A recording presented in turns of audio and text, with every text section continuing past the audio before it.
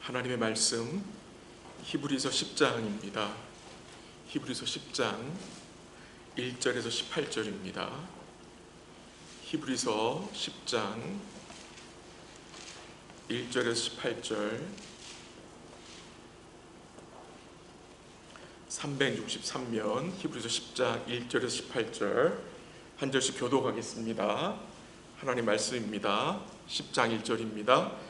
율법은 장차 올 좋은 일에 그림자일 뿐이요 참 형상이 아니므로 해마다 늘 드리는 같은 제사로는 나오는 자들을 언제나 온전하게 할 수 없느니라. 그렇지 아니하면 성기는 자들이 한 번에 정결하게 되어 다시 죄를 깨닫는 일이 없으리니 어찌 제사 드리는 일을 그치지 아니하였으리요. 그러나 이 제사들에는 해마다 죄를 기억해야 하는 것이 있나니 이는 황소와 염소의 피가 능히 죄를 없이 하지 못함이라. 그러므로 주께서 세상에 임하실 때에 이르시되 하나님이 제사와 예물을 원하지 아니하시고 오직 나를 위하여 한 몸을 예비하셨도다. 번제와 속죄제는 기뻐하지 아니하시나니 이에 내게 말하기를 하나님이여 보시옵소서. 두리말의 책에 나를 가리켜 기록된 것과 같이 하나님의 뜻을 행하러 왔나이다 하셨느니라. 위에 말씀하시기를 주께서는 제사와 예물과 번제와 속죄제는 원하지도 아니하고 기뻐하지도 아니하신다 하였고 이는 다 율법을 따라 드리는 것이라. 그 후에 말씀하시기를 보시옵소서 내가 하나님의 뜻을 행하러 왔나이다 하셨으니 그 첫째 것을 폐하심은 둘째 것을 세우려 하심이라. 이 뜻을 따라 예수 그리스도의 몸을 단번에 드심으로 말미암아 우리가 거룩함을 얻었노라. 제사장마다 매일 서서 섬기며 자주 같은 제사를 드리되 이 제사는 언제나 죄를 없게 하지 못하거니와 오직 그리스도는 죄를 위하여 한 영원한 제사를 드리시고 하나님 우편에 앉으사 그 후에 자기 원수들을 자기 발등상이 되게 하실 때까지 기다리시나니 그가 거룩하게 된 자들을 한 번의 제사로 영원히 온전하게 하셨느니라. 또한 성령이 우리에게 증언하시되 주께서 이르시되 그날부로는 그들과 맺을 언약이 이것이라 하시고 내 법을 그들의 마음에 두고 그들의 생각에 기록하리라 하신 후에 또 그들의 죄와 그들의 불법을 내가 다시 기억하지 아니하리라 하셨으니 이것들을 사하였은즉 다시 죄를 위하여 제사 드릴 것이 없느니라. 아멘. 조금 내용이 긴데요, 약간은 복잡한데 하나씩 제가 좀 설명을 드리면서 말씀을 나누도록 하겠습니다. 하나님이 이스라엘 백성들에게 율법을 주셨고 또 언약을 주셨습니다. 또 성전과 제사장과 제사에 대한 규례를 주심으로 섬기게 하셨습니다. 근데 이 모든 것들은 결국 한 분에게 포인트를 합니다. 참 성전으로 오실 예수님과 그가 이루실 온전한 구원을 모두 그림자적으로 예표하는 것들입니다. 언약도 그렇고 율법도 그렇고 성전, 제사장, 왕, 제사, 구약에 나오는 모든 것들은 다 한 분에게 초점이 맞춰져 있습니다. 그런데 복음서에 보면요, 많은 이스라엘 백성들은 율법과 언약과 구약의 모든 것이 예표한 예수님이 오셨을 때에 어떻게 했죠? 영접하지 않았습니다. 빛이 오셨는데 그 빛을 이 사람들은 어떻게 해요? 싫어했습니다. 그리고 결국 그들은 이 하나님의 아들이신 예수님을 그가 예수님이 누구신지 말씀하셨고 그가 여러 가지 표적을 통해서 그가 하나님의 아들이심을 증거했음에도 불구하고 그 당시 종교 지도자들과 유대인들, 이스라엘 백성들은 결국 예수님은 어떻게 했죠? 본디오 빌라도에게 죽이라고 내어주었다는 것입니다. 여러분, 이런 내용들이 우리에게 뭘 증거해 줍니까?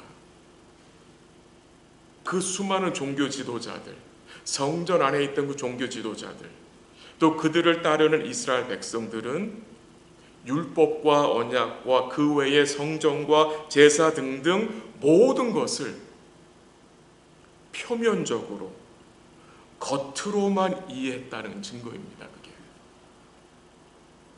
너무나 안타까운 사실이죠.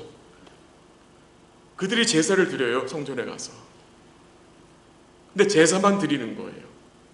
제사의 핵심과 본질을 놓친 거예요. 그 모든 것들이 증거한 이 한 몸, 곧 예수님을 이들은 뭐한 거예요? 놓친 거예요. 그러니까 그들이 율법을 제대로 이해한 것입니까? 그들이 하나님의 언약을 제대로 이해하고 있는 것입니까? 아니죠. 아니라는 거예요. 그들은 하나님이 예비하신 이 한 몸이신 예수님을 뭐한 거예요?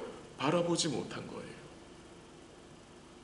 그럼 그런 모습들이 그 당시에만 있었느냐? 아니죠. 교회 안에도 보여지는 안타까운 모습이잖아요. 그렇잖아요. 교회는 다니지만 하나님이 예비하신 한 몸, 곧 복음의 핵심과 예수님과 그가 이루신 구원을 붙들지 않고 핵심을 놓치고 사는 사람들이 있잖아요. 물론 우리도 그럴 때도 있어요. 우리 자신들도. 그 안타까운 모습이 있잖아요. 지금 이 히브리서 서신을 받는 그 당시 1세기 유대인 크리스찬, 물론 동족의 박해와 로마 정부의 박해로 인해서 고통이 심했을 것입니다. 그래서 그들이 어떻게 합니까? 교회를 떠나 다시 율법으로, 다시 구약 짐승 제사로 돌아가려고 한 거예요. 거기에 대해서 히브리서 저자가 지금 뭐 하는 거예요? 답을 주는 거예요. 가지 말라고. 가지 말아라. 붙잡는 거예요.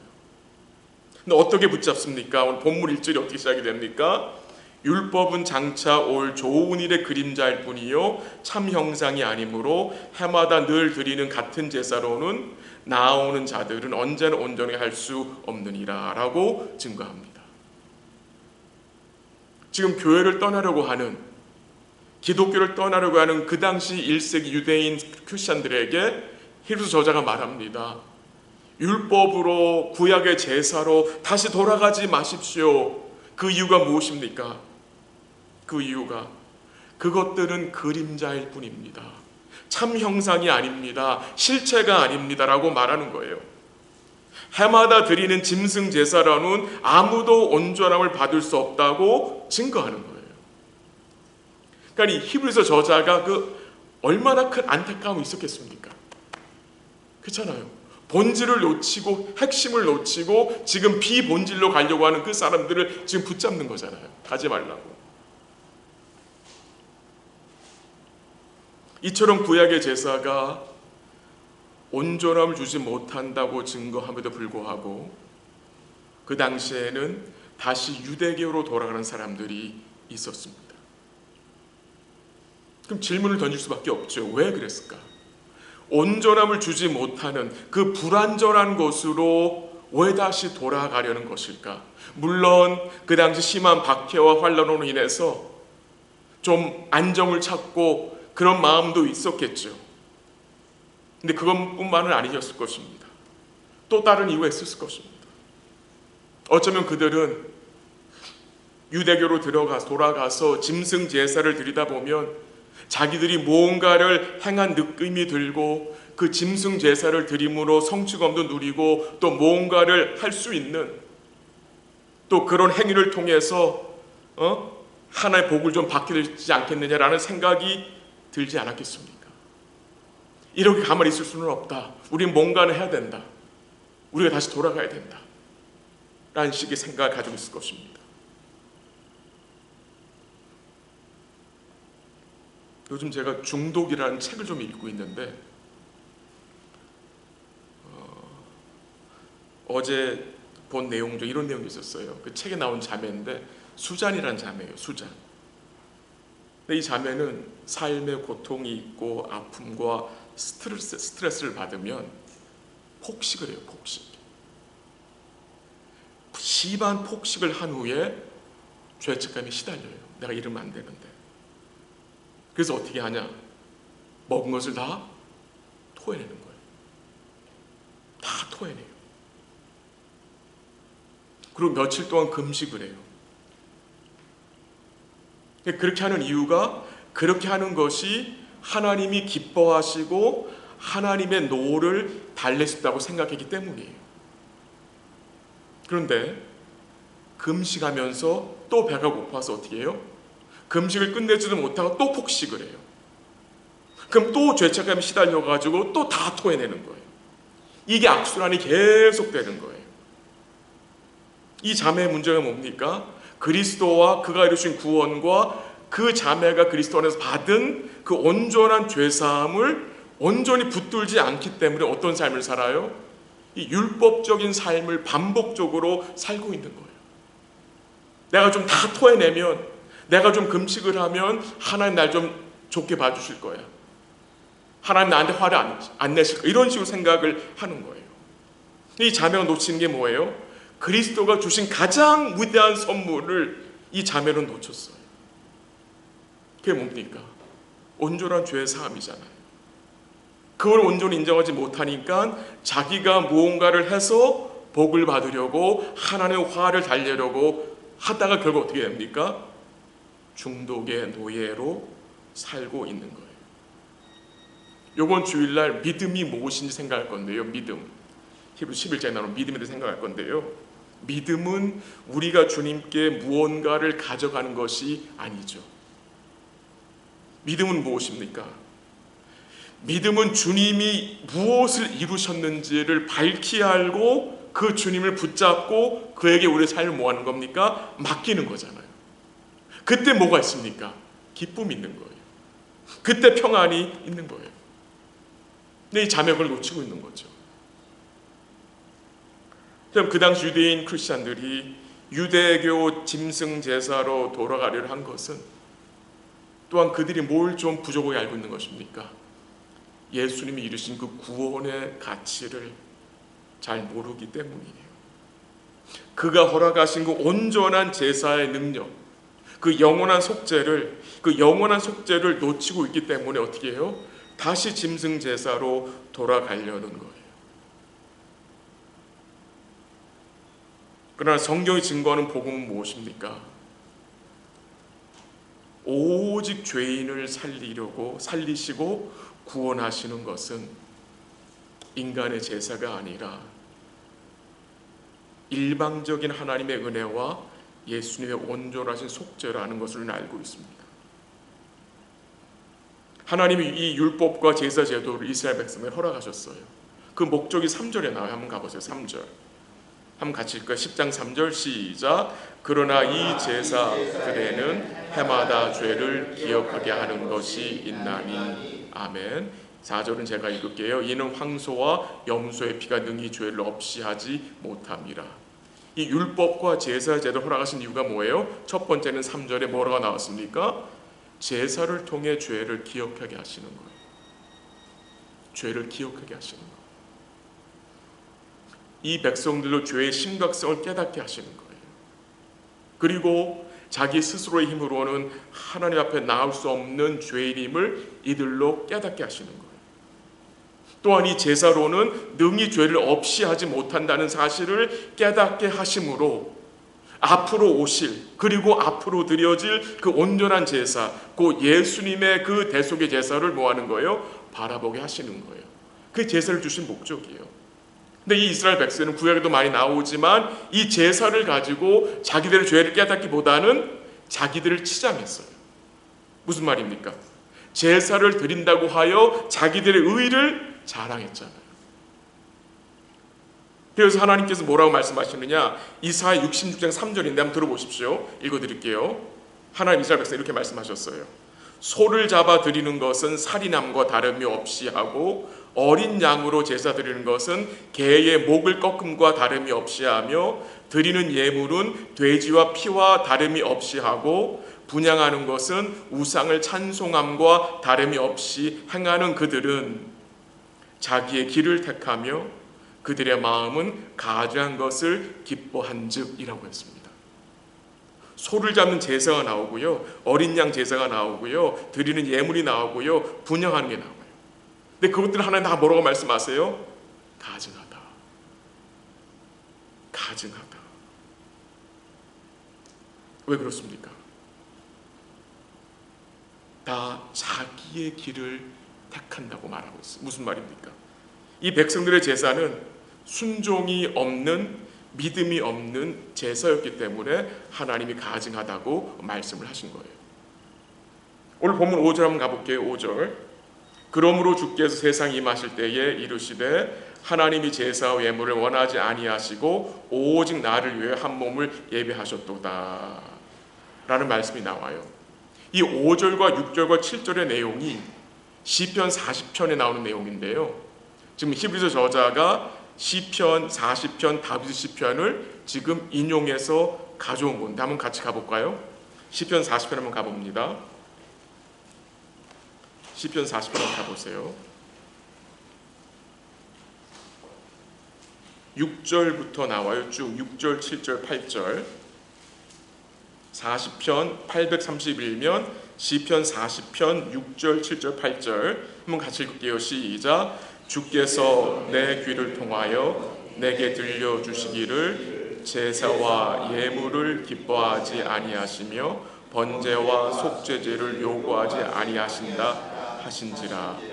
그때 내가 말하기를 내가 왔나이다. 나를 가리켜 기록한 것이 두루마리 책에 있나이다. 나의 하나님이여 내가 주의 뜻 행하기를 즐기오니 주의 법이 나의 심중에 있나이다 하였나이다. 아멘.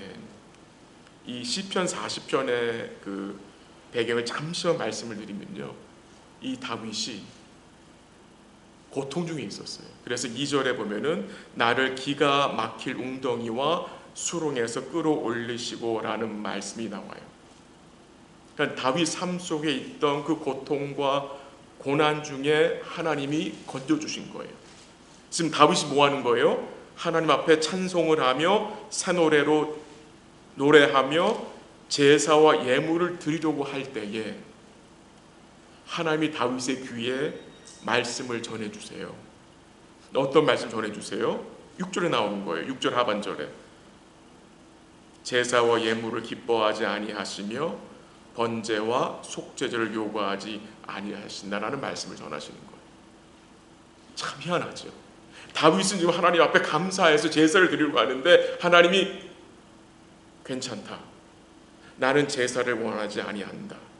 번제와 속죄제를 요구하지 아니한다라고 말씀을 하세요.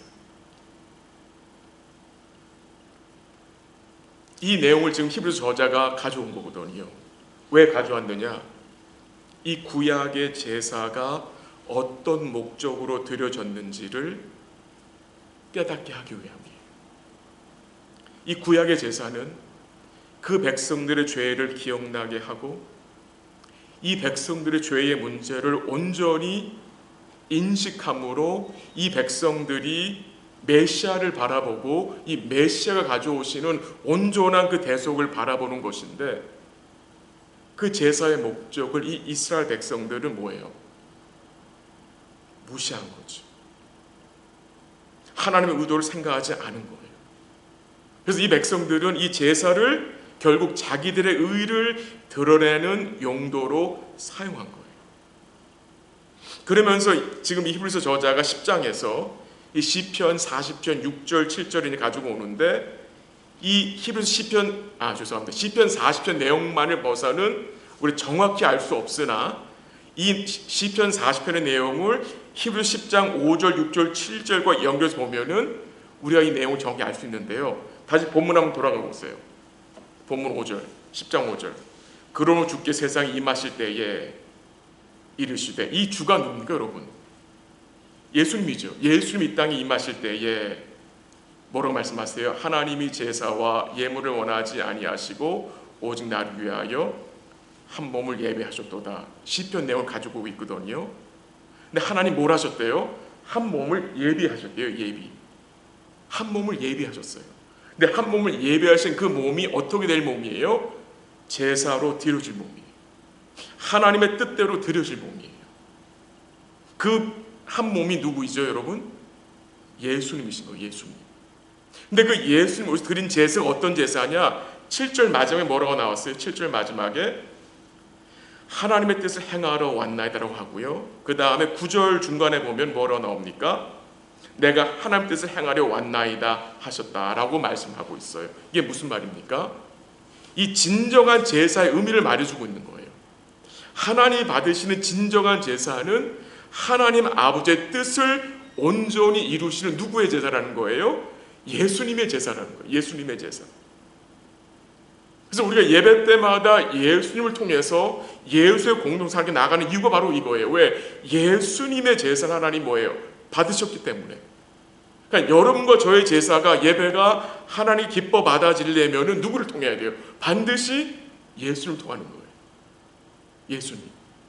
그걸 지금 이야기하고 있는 거예요. 그리고 이 예수님 오셔서 친히 제물이 되심으로 우리가 어떻게 됐습니까? 12절 보세요.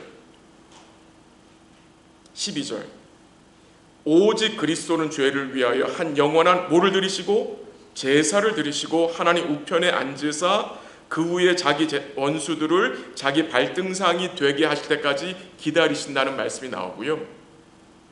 10절 보세요. 10절 여러분 읽어주실래요? 시작.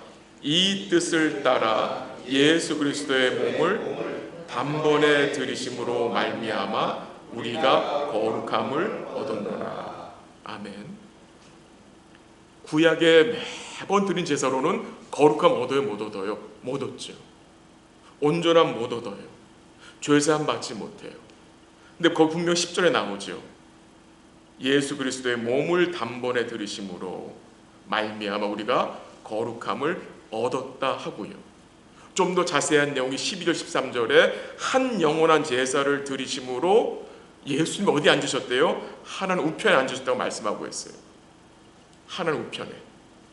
예수님이 하나님 우편에 앉으셨다는 말은 이제 하나님의 뜻이 어떻게 됐다는 말입니까? 완성됐다는 말이에요. 끝났다는 말이에요.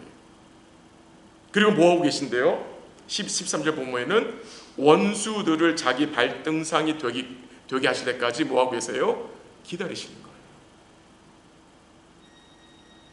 우리의 구원을 이루시고 하나님 우편에 앉아 계시는데 언제까지? 원수들을 자기 발등상이 되게 하기까지. 원수들로 예수님의 발판이 되게 하기까지. 발판. 이 무슨 말입니까, 여러분? 예수님 하나님 우편에 앉아 계신 언제까지 앉아 계시느냐? 그 주님의 발 아래 모든 원수를 밟을 때까지. 그렇게 표현된 거예요. 이 원수들이 누굽니까, 여러분? 이 원수들이. 이 원수들. 십자가의 도를 대적하는 자들이죠. 그게 원수들이에요. 근데요, 엄밀히 따지면 여러분과 저도 한때 십자가의 원수 아니었습니까? 예수님의 원수들이었죠. 그런데 예비하신 하나님 예비하신 한 몸인 예수님을 통해서 그 영원한 제사와 영원한 속죄를 통해서 원수된 우리에게 구원의 은혜가 임한 거잖아요. 그렇죠? 그래서 예수님 원수를 사랑한 거예요.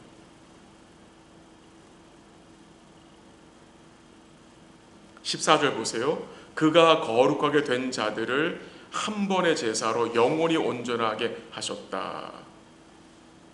좀 말이 어려워요. 그가 거룩하게 된 자들을 왜 또 온전하게 하시나 생각이 되는데, 여기서 그 거룩하게 된 자들이란 말은 거룩으로 나아가고 있는 자들, 즉 우리가 예수님 믿고 신분의 변화를 받아 하나님 자녀가 되지만 이 하나님의 형상을 닮아가는 과정이 있잖아요.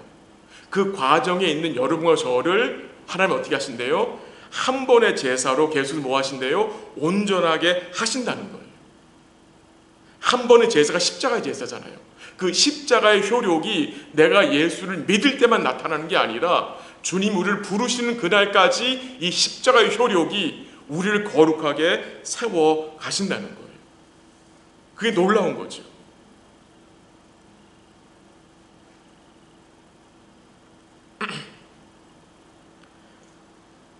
우리가 신분의 변화를 받잖아요. 예수님 믿으면 하나님의 자녀가 되는데, 하나님의 자녀로 이방이 되는데, 거기서 끝나는 것이 아니라 이제 하나님의 자녀로 아들의 형상을 닮아가는 과정이 있잖아요. 그 과정도 이 한 번의 제사로, 십자가의 효력으로 우리를 그 영원히 온전하게 세워가시는 거예요. 일단 하나님 요구하는 삶이 여기 나타나는 거죠. 그게 뭡니까? 거룩이죠. 거룩. 근데 거룩에 대한 내용이 바로 오늘 시편 40편에 나오는데요. 그 시편 40편 8절 내용 제가 한번 읽어드리게 들어보세요. 다윗이 이런 기도를 했어요.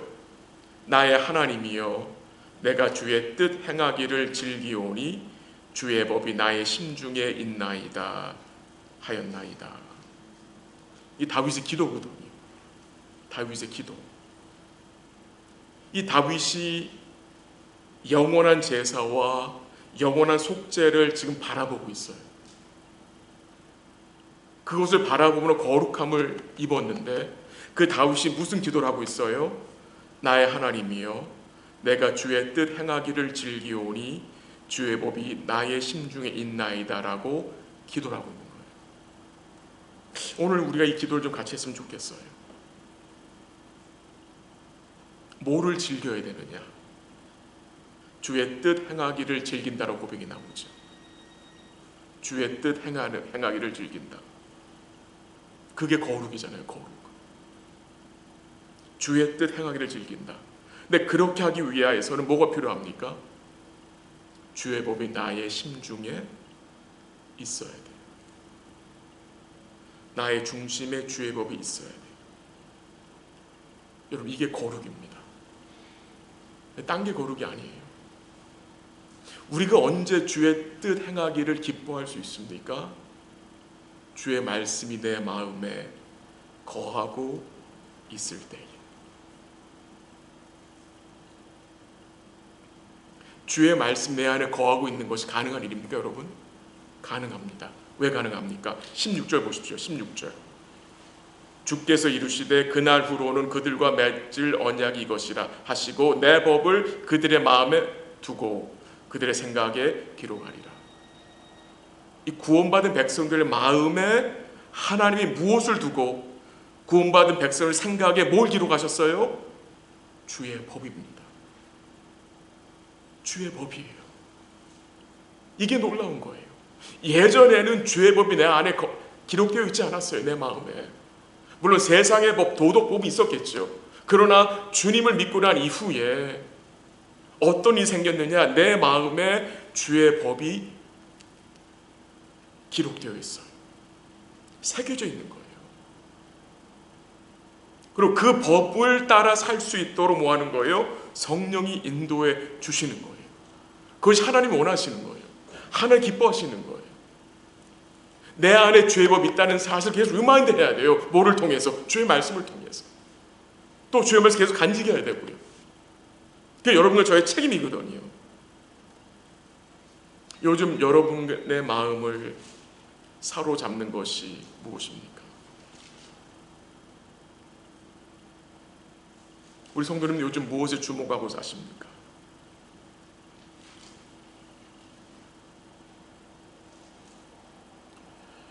참 우리가 기도할 때도 그렇고요.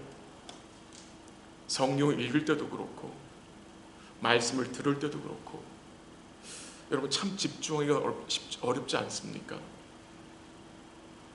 이 말씀을 제가 읽고 말씀을 묵상하고 말씀을 준비하는 과정에도요. 참 방해가 많아요. 물론 내 안의 부족함과 내 안의 욕심과 내 안의 인간적인 그 생각으로 인해서 방해받을 때도 많지만 주위의 여러 가지 역공과 여러 가지 일들이 참 쉽지 않죠. 우리 사랑하는 성도님과 제가 하나님이 우리 위해 예비하신 한 몸, 그게 누굽니까? 예수님을 우리가 바라보고 그분을 생각하고 그분께 집중할 수 있기를 우리가 기도합니다. 기도하기 원합니다. 하나님이 예비하신 한 몸,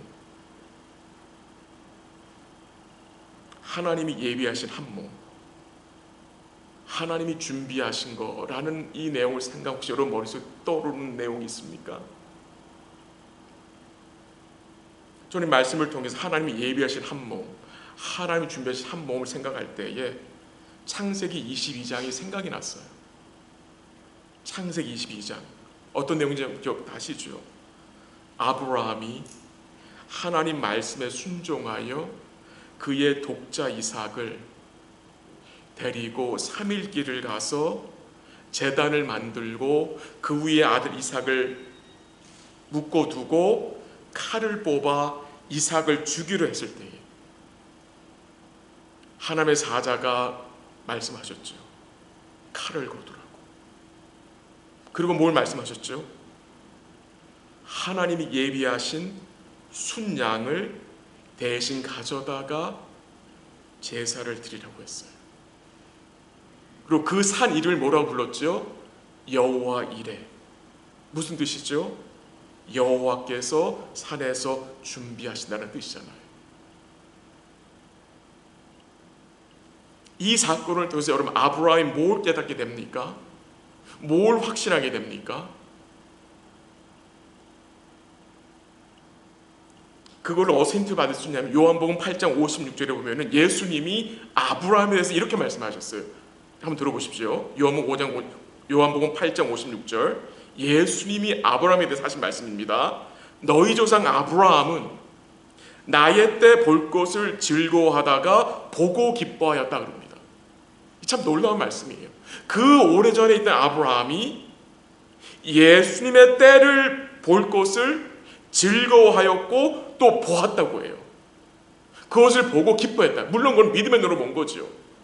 그럼 아브라함이 뭘 본 겁니까? 예수님에 대해서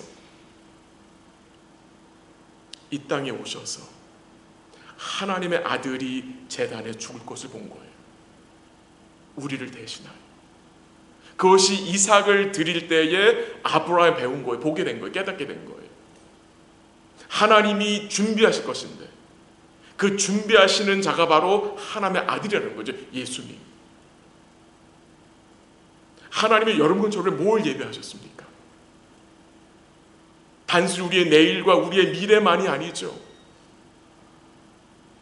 그의 아들을 예배하셨어요. 왜 그의 아들을 예배하셨습니까? 우리에게 무엇을 주시려 그의 아들을 예배하신 것입니까? 그건 제가 말하지 않아도 여러분 더 잘 아시겠죠.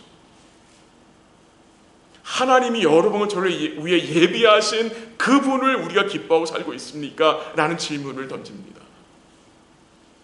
그게 키거든요. 지금 왜 유대인 크리스천들이 왜 유대교로 가려 합니까? 핵심은 무엇입니까? 그들이 하나님이 그들을 위해 예비하신 그 한 몸 예수님을 기뻐하지 않았기 때문에 가려는 거예요.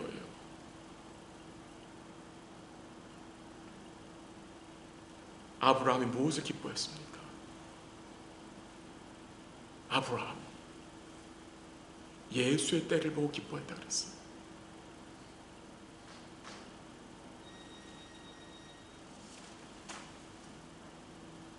오늘 여러분과 저희가 하나님이 예비하신 분을 기뻐해야 돼요. 거기에 모든 은혜와 긍휼과 자비가 포함되어 있잖아요. 남은 주간 우리 사랑하는 성도들이 하나님이 예비하신 한 분을 바라보셨으면 좋겠어요. 그 하나님이 예비하신 한 분을 바라보게 하기 위해서 조금의 도움을 드리기 위해서 우리가 뭐 하는 거예요? 따로 이 시간에 공적으로 모이는 거예요. 예배가 뭡니까? 예배가 하나님께서 여러분과 저를 위해 예비하신 한 몸, 그 주님을 이 시간에 함께 집중해서 바라보자는 거 아니겠습니까? 근데 여러분 다 경험한 일이시지만 우리가 하나님이 예배하신 그 한 분에게 주목할 때 여러분 어떤 일이 생깁니까? 출렁이던 내 마음에 평안이 생깁니다. 그 나의 심령이 어떻게 됩니까? 주님을 바라봄으로 변합니다. 이게 놀라운 은혜예요. 이게 예배가 주는 놀라운 은혜예요. 그래서 예배를 드리지 않는 분들은 변함이 없습니다. 변하지 않습니다. 변할 수가 없습니다. 물론 개인적으로 도움이 되겠죠. 그러나 공적 예배를 통해 우리가 주님 함께 바라봄으로 주님이 교회에게 주신 은혜가 분명히 있다는 사실을 우리 사랑하는 성도들이 기억했으면 참 좋겠습니다. 주님을 바라볼 때에 우리의 마음이 뭘 받습니까? 하나님의 말씀의 지배를 받게 됩니다. 지배. 그리고 거기에 순종하게 되죠. 이런 복된 삶이 여러분과 저의 삶이 될 수 있기를 간절히 기도하고요. 남은 주간도 하나님이 우리 위해 예비하신 그 한 몸, 우리 예수님 아브라함과 같이 기뻐하며 믿음으로 바라보고 사시는 복된 삶 되시기를 주의 이름으로 간절히 기도합니다. 잠시 기도하겠습니다. 오늘 우리 마음속에 또 어떤 말씀이 담겨졌는지 여러분 한번 생각해 보시고요. 하나님이 예비하신 한 몸, 우리 예수님께 주목하고 살 수 있도록 주의 은혜를 함께 구하시고 그 주의 말씀이 우리 안에 간직되어 있고 또 계속해서 말씀 간직할 수 있도록 주의 은혜를 구하고 우리 역시 주의 뜻 행하기를 즐거워하는 복된 삶이 될 수 있도록 우리의 일상에서 주의 거룩함이 드러날 수 있도록 기도하시고요. 우리의 마음이 주께 집중될 수 있도록 하나님이 예비하신 주님과 그가 이루신 그 구원을 기뻐하며 감사할 수 있는 복된 마음 달라 기도해 주시고요. 또 우리 아픈 성도들, 또 주의 은혜를 간구하고 있는 성도들을 위해서 같이 기도해 주시고 또 요즘 교회를 나오지 못하는 성도들을 위해서 같이 기도를 부탁을 드리고요. 또 우리 에스엑 슈네 이제 얼마 남지 않았는데 위에서 기도해 주시고 우리 주일학교 디렉터 잘 연결될 수 있도록 기도해 주시고 우리 손낙준 선교사님 그 가정을 위해서 또 기도해 주시고요.